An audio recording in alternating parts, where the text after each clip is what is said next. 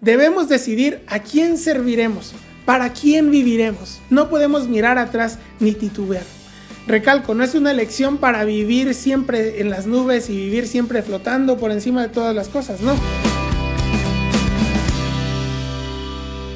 A menudo nos cuesta dejar de mirar hacia atrás, es decir, hacia lugares o situaciones que nos hacían sentir seguros, aunque en realidad nos estaban haciendo daño.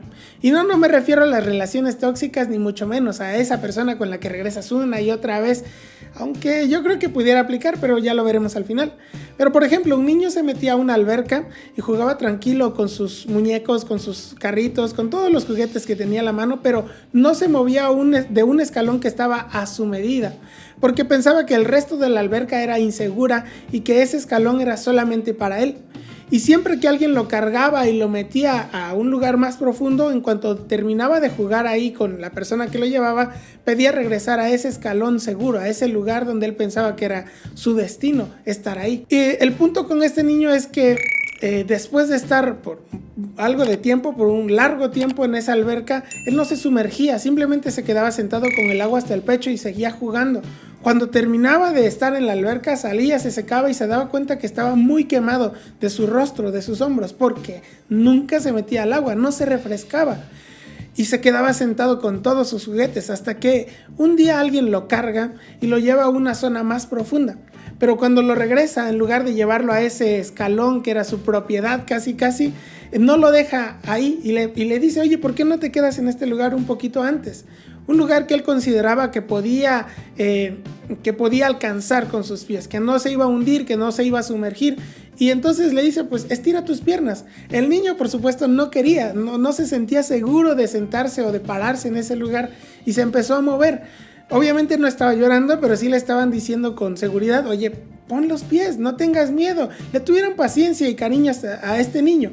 Hasta que finalmente, en uno de esos movimientos, el niño estira una de las piernas tanto que toca el fondo. Y fue allí donde se dio cuenta de que no estaba tan lejos de tocar lo más profundo de esa sección de la alberca. Así que esta persona le dijo, ¿por qué no estiras tu otra pierna? Inténtalo, vas a ver. Y entonces este niño estiró la otra pierna, la colocó en el fondo y se dio cuenta de que el agua no lo cubría, de que el agua le llegaba al pecho. Era la misma altura que cuando estaba sentado, solo que aquí ya estaba parado. La ventaja que tuvo en ese momento es que pudo tomar más confianza para poder sumergirse, porque lo había intentado, pero sentado no tenía manera, se tenía que acostar.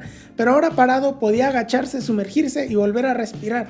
Podía jugar con todos sus juguetes también y además de eso podía correr porque tenía espacio para mover sus piernas. Y lo que pasaba con este niño no era que no tuviera más opciones o no tuviera quien lo impulsara y le dijera, mira, ve para allá, muévete. No, le insistían. Pero este niño insistía también en estar quemado todas las veces que iba a la alberca, porque seguía regresando una y otra vez al mismo sitio, sin saber que se perdía de un espacio mejor, de un lugar mejor y más amplio. Y quiero preguntarte, ¿alguna vez te ha pasado algo así? Obviamente no me refiero a pasar de un chapoteadero a una alberca profunda, aunque cada quien debe tener sus historias acerca de las albercas. Es por eso que hay muchos que le tienen pavor a las masas de agua grandes, ¿no? O en los ríos, yo qué sé, cada quien tiene su historia. Y como decía al inicio, tampoco me refiero específicamente a ese tóxico o tóxica con quien sigue regresando cada vez, así que ya arregle ese asunto. Pero en este caso me refiero a si en algún momento has sentido que vuelves y vuelves a él, algún punto o algún momento de tu vida, algún lugar de tu vida que no te bendice o que no te hace bien. No solo me refiero a regresar una y otra vez al mismo gimnasio o al mismo restaurante, al mismo autolavado, al mismo mercado, al mismo súper, tantos lugares. También me refiero a todo lo que hacíamos antes de conocer a Cristo para saciar nuestra vida espiritual, antes de ser cristianos, y que pretendía saciarnos y que al parecer muchos siguen repitiendo. Y digo esto porque yo sé de muchos casos donde las personas no están seguras y entonces siguen visitando otros lugares, siguen haciendo mandas, siguen peregrinando para ver a una imagen, ponerle flores a algún santo, que obviamente es una imagen pues de yeso, de madera, de lo que sea, pero es una imagen. Pero también visitar templos como parte de una tradición o algunos lugares que son tradicionales. Pero si vamos más allá, todavía buscando el consejo, y digo así entre comillas, el consejo de brujos o adivinos, y recurrir a la lectura de cartas o a los granos del café o hechiceros y muchas otras cosas de este tipo. La pregunta es, ¿por qué seguir insistiendo en estas cosas y visitando estos lugares si nosotros sabemos como cristianos que Dios está con nosotros, que hemos creído en Cristo y que es el único Salvador verdadero? Como decíamos en la historia de este niño hace un momento, nos estamos quemando por volver a ese mismo lugar que pensamos que es seguro para nuestra vida, pero que no nos está haciendo bien. Nos encerramos en un mismo escalón por estar con un pie aquí y un pie allá. Por si acaso se necesita, por si acaso Dios no me escucha, por si siento que me ahogo, pues entonces brinco, ¿no? Y ya tengo otra opción, sabiendo que Dios siempre escucha y cumple sus promesas. Y no estoy diciendo algo inventado, he escuchado estas cosas varias veces. Pues al pueblo de Israel en la Biblia le sucedió algo parecido, algo como esto cuando estaban con Josué, quien habló en su último discurso y dijo lo siguiente: por lo tanto, ahora ustedes entréguense al Señor y sírvanle fielmente. Desháganse de los dioses que sus antepasados adoraron al otro lado del río Éufrates y en Egipto, y sirvan solo al Señor. Pero si a ustedes les parece mal servir al Señor, elijan ustedes mismos a quienes van a servir: a los dioses que sirvieron sus antepasados al otro lado del río Éufrates, o a los dioses de los amorreos en cuya tierra ustedes ahora habitan. Por mi parte, mi familia y yo serviremos al Señor. Y solo por nostalgia quiero leer el versículo 15 en la versión Reina Valera 60. Disculpen la polilla, pero es para aquellos más viejitos, ¿no? Y si mal os parece servir a Jehová, escogeos hoy a quién sirváis: si a los dioses a quienes sirvieron vuestros padres cuando estuvieron al otro lado del río, o a los dioses de los amorreos en cuya tierra habitáis. Pero yo y mi casa serviremos a Jehová. Para poner un poco de contexto y veas lo importante de estos versículos, la mayor parte del capítulo 24, Josué estaba dando el último discurso de su vida al pueblo de Israel, lo que quiere decir que ya habían salido de Egipto, ya habían caminado en el desierto por 40 años, habían comido codornices y maná que Dios les había dado todo ese tiempo hasta llegar a la tierra prometida. Dios mismo les había provisto incluso agua de manera milagrosa de una piedra. ¿Quién hace eso? Solo Dios saca agua de una piedra en el desierto.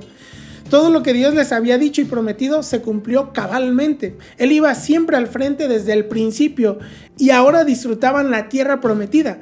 Pero aún así me sorprende que Josué les diga: desháganse de los dioses que sus antepasados adoraron. Y no por Josué, porque como dice la versión 60, él y su casa estaban convencidos, seguros de que iban a servir al Señor. Me sorprende por todos los que tenían los dioses todavía, por todos aquellos que habían guardado esos dioses. No debían haberlos desechado hace ya mucho tiempo. ¿Para qué los necesitaban si Dios estaba con ellos en una forma de columna o de una nube todo el tiempo, y en el arca, en las tablas de la ley? ¿Por qué necesitaban esos dioses, esos ídolos?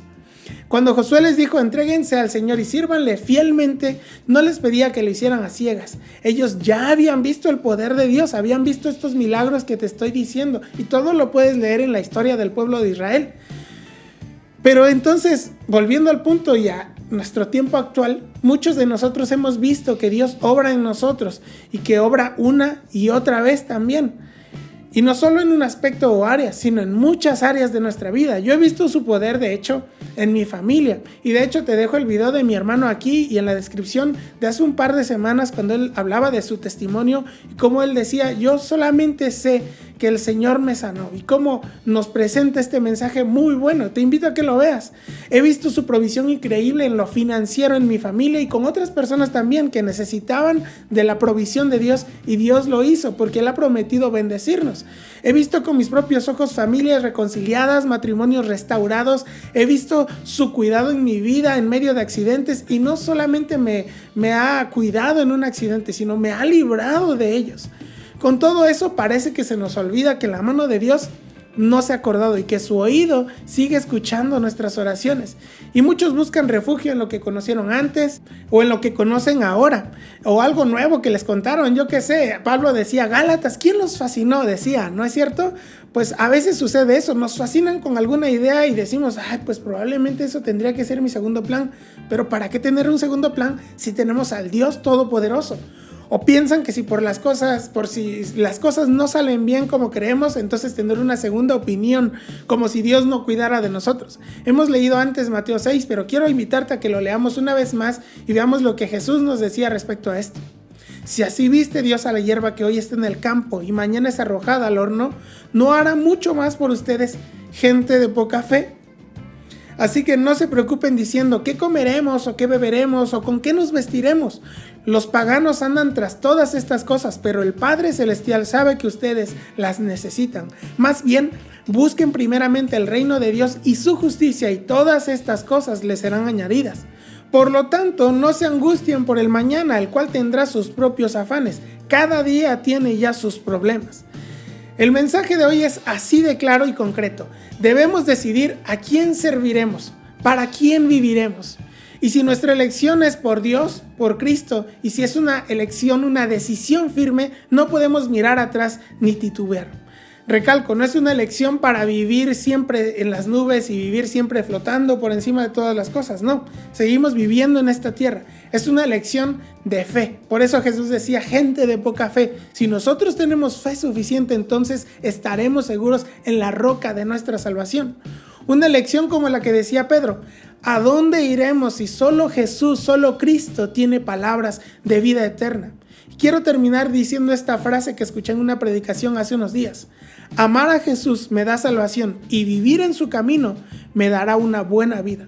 Lo dejo ahí, es muy concreto el mensaje y solamente quería que viéramos este pasaje en el que Josué nos reta, no solamente retó a Israel, sino reta nuestras vidas para decir, ¿y tú a quién vas a servir? ¿Vas a servir a los dioses de tus antepasados, de cuando arrancaste la vida, o de los que estaban en el camino, o al Dios al que has conocido y que verdaderamente te ha amado como nadie más lo ha hecho? La decisión es tuya, la decisión es mía, pero yo te invito a que escojamos la vida a través de Cristo Jesús. Y muchas gracias por escucharme, muchas gracias por ver el video. Te invito también a que lo compartas con alguien más que a lo mejor está titubeando y está pensando qué voy a hacer. Mándaselo, puede ser de bendición para otros. Y si tienes algún comentario, por supuesto que lo puedes dejar aquí, ya sea YouTube o Facebook. Y muchas gracias. Nos vemos la próxima semana, si Dios quiere, en este mismo lugar. Hasta luego.